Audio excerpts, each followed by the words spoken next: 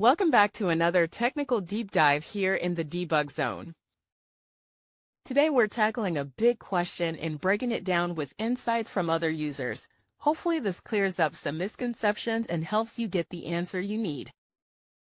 So buckle up, stay a little curious, and let's jump right in.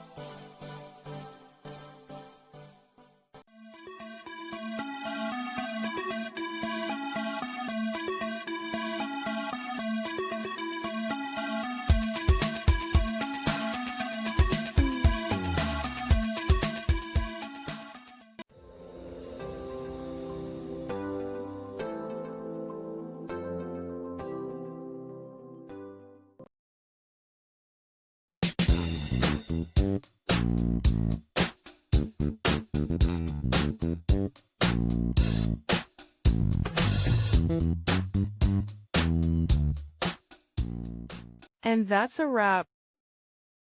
I hope you found the answer you were looking for. If you did, take a second to hit that subscribe button. It really helps out.